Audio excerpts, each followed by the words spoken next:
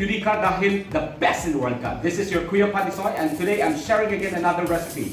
I'm doing pork bun today, and if you're new to my channel, please subscribe and don't forget to click the bell button for new updates and amazing videos. And our ingredients: bread flour, egg, water, we need also sugar,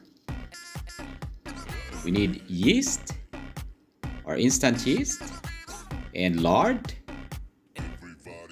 and salt, and vanilla essence, and milk powder.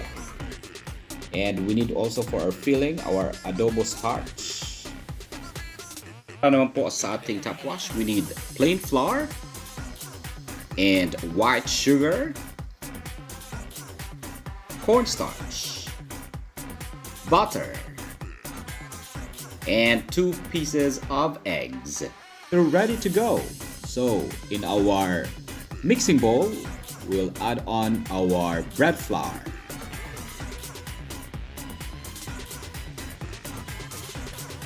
We will add on our instant yeast, right? Just mix it together, right? Mix it up. And then we'll add on our powdered milk or milk powder. Then just mix it up, and then gawa po tayo ng butas, or we'll just make a hole sa gitna, and then we'll just put on our water. And just to remind us all, na before po tayo maggawa nito ay kailangan malinis po ang ating mga kamay dahil magmamasang kamay po tayo mamaya. Okay? This time, i-add na po natin ang ating water. Alright? And then, i-add na po rin natin ang ating sugar. Alright? And then next to this is i-add na po natin ang ating salt. Alright. Yes, just mix it up. And make sure po na ma-dissolve po ang ating sugar. And then ang ating vanilla, we'll just add on our vanilla or vanilla essence. Okay? Yeah, mix it together.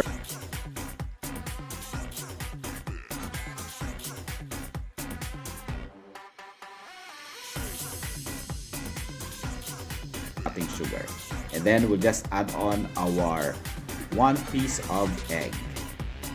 Okay, and then mix it up again. Mix it up again. Right? Kailangan lang po ma-dissolve po ang sugar natin at saka yung ating egg at yung salt po natin.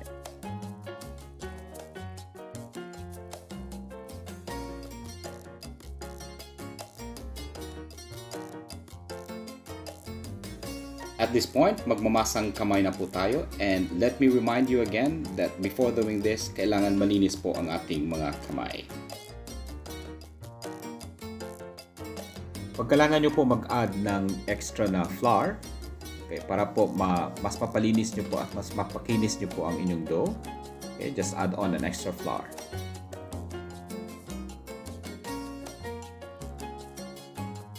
Ilipat na po natin ang ating dough sa ating matting. Okay? Lagyan lang po natin ng flour ang ating matting para po hindi pa masyadong dumikit. Alright? So, just add on about 5 to 6 minutes para po mas mapakinis ninyo ang inyong dough. Alright?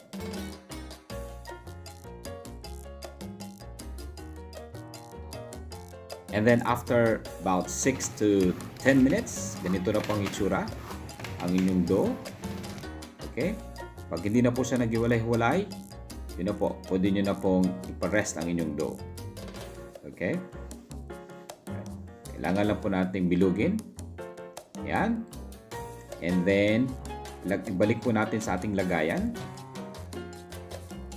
ang ating dough. And then, lagyan lang po natin ng oil, butter, or margarine. At this time, sa akin po, ilalagyan ko po ng lard para po hindi po mag-elephant skin ang ating dough. Hindi po magkulubot-kulubot ang ating dough. Okay? Point. Malutin lang po natin or takpan lang po natin ng plastic. Or on my side, lagyan ko lang po ng cling wrap. And then, or meron po kayong towel. Basta make sure na malinis po. Okay?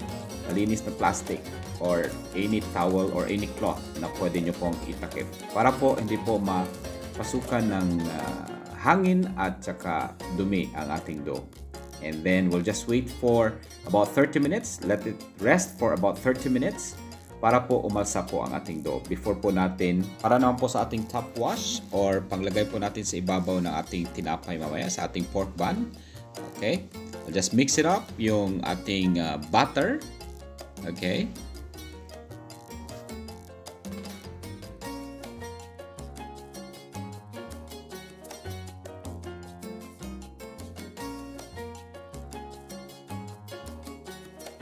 Point, slowly add the sugar sa inyong butter.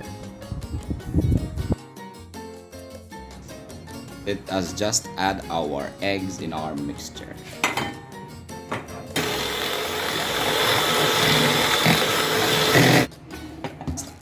Add on our flour and our cornstarch. Okay.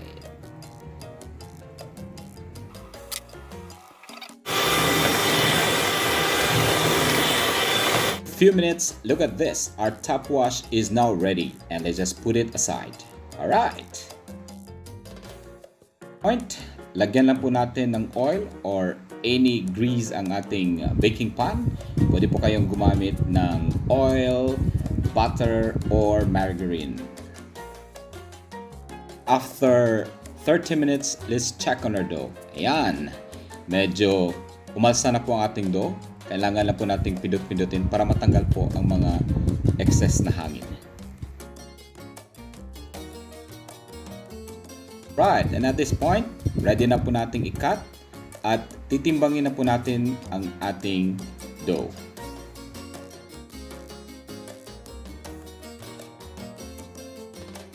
We are ready to put in the fillings of our pork bun. But before that, we need to put in a cloth para po hindi po mag-elephant skin kaagad ang ating dough.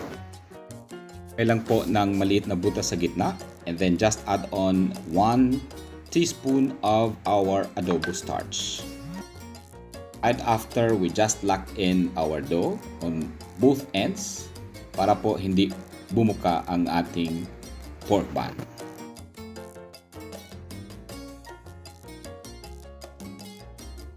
Just roll it sa ating dough mat and then we are able to form a round pork bun.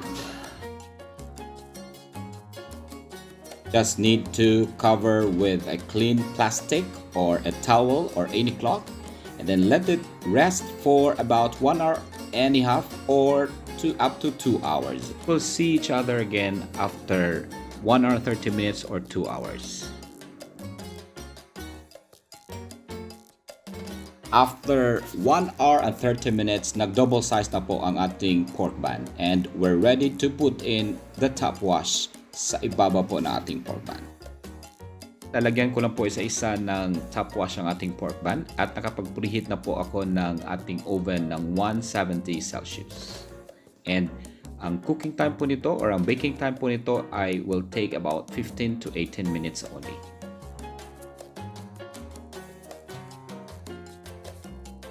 And after 18 minutes, look at this. We have our freshly baked special pork bun.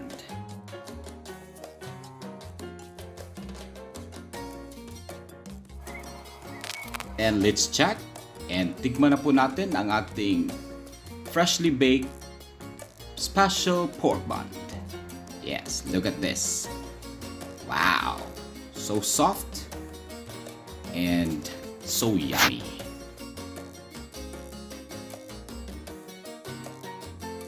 Sobrang sarap at malasa po ang ating pork bun.